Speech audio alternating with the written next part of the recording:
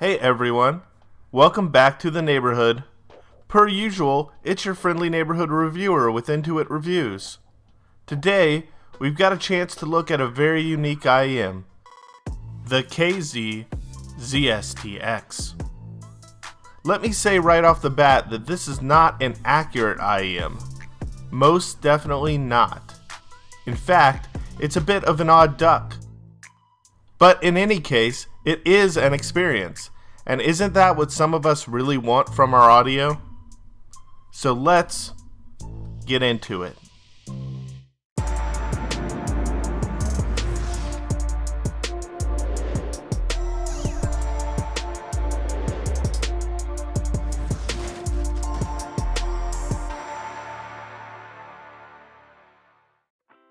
The KZ ZST X is the latest iteration of the KZ ZST.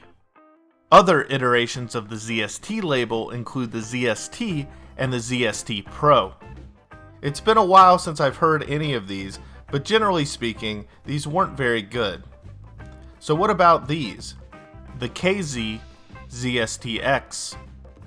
Well, starting with the build, the KZ ZST X is a hybrid balanced armature and 10mm dynamic combination housed within a relatively small plastic shell. It comes in two colors at the moment, the translucent electric mint green or translucent electric blue with a fuchsia faceplate. I was provided with the electric green color. The moniker ZSTX is screen printed across the front of each of the faceplates. These come with the KZ Starline tips installed, and I had zero desire to swap them out or experiment with alternative tips here. They fit extremely well in my ears, were extremely lightweight, and I could instantly tell that I could wear these for hours without any comfort issues. They fit even better than the K-Bear KS2 I recently reviewed. The cable may be the best KZ cable that I have encountered to date. It appears to be a silver-coated copper variety. It's soft to the touch and lays relatively flat, even right out of the box. Why can't all KZ cables be like this one? It's like a T2 Plus cable and the KZ cable had a baby. The ear hooks are a little aggressive, but I barely noticed when I was wearing them. For the price of this thing, this cable is excellent, which is a good thing because it initiates at the IEM in an odd, square 2-pin, where the housing of the connector recesses into the IEM itself. Like other KZ cables, this one terminates in an angled 3.5mm, which I mostly don't like because it makes it difficult to fit into phones or tablets with larger cases on them. Nevertheless, this particular cable fits on my phone with ease, and it's just fine. So I suppose I should have less of a gripe here. Did I mention that these typically cost only $20? For that price, I ultimately feel you're getting a good solid package here that is well matched to this particular set. Now, let's talk about the sound. It is different, and like I already said, it's a bit of an odd duck, specifically in a number of ways. Generally speaking, these sound like one is stoned out of their mind listening to music on a festival PA system. Are they the most refined things? No, but they do some unique and interesting things here. Let's get more specific. We'll start with the Soundstage. It's pretty great. For an IEM under $20, this may be the best stage I've heard in terms of its general width and depth.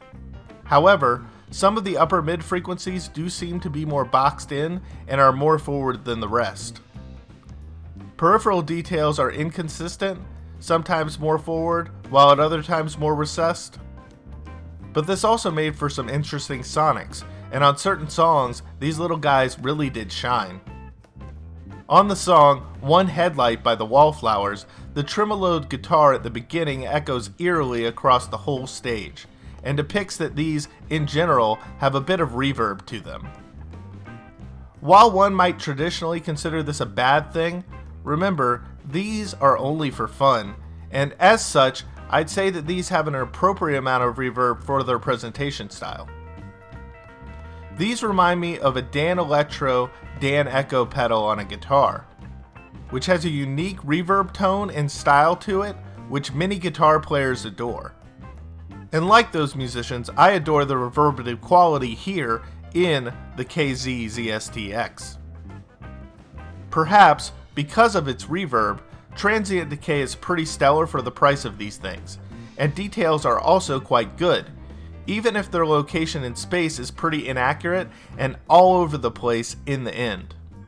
In other words, imaging is good with decent definition and separation, but placement is inaccurate. Vocal presentation was also all over the place, with male and lower timbred vocals being more forward than female singers quite often. Resolution for $20 was quite impressive as well, but cheaper sets are becoming more and more resolving by the day it seems, so I would simply sum up the resolution here as being above average for its price. Oddly, background noises on some tracks, especially ones which I typically find to be underemphasized, are presented more forward than the sound engineer probably intended them to be.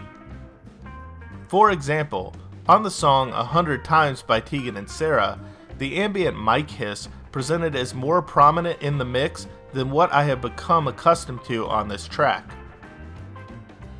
The treble is most definitely rolled off on the top end, and these depict a surprising amount of warmth in their overall character at times, despite the balanced armature and the fact that the upper mids come across as assertively forward quite often. Notwithstanding its aggressive character in this region, I never found the KZ ZST X to be sharp, sibilant, or overly assertive. But I will say that they are somewhat intense in their upper mid-range presentation. A good depiction of said sonics is Look What the Cat Dragged In by Poison, which is a track that can sometimes come across as harsh, but instead comes across as unexpectedly warm on the KZ ZST X. Interestingly, I found that guitar tones and other instruments within their spectrum were more forwardly shouty than vocals in the ZST X, even though vocals did have some intensity to them at times. The bass is somewhat boomy, bloomy, and woolly, but not in an overly intense way. Driver integration isn't the best here, and the bass overall is somewhat odd with regard to its presentation. Unlike most music where the bass appears to come from the ground up, in the ZST X it appears to perceptually rain down upon the listener instead. There is a decent sub-bass presence and rumble, and these are more of a sub-bass than a mid-bass emphasis here, but there is also somewhat of a roll-off towards the bottom end. As a result, impact and slam are somewhat limited, as this IM presents with more of a diffuse pattern to it.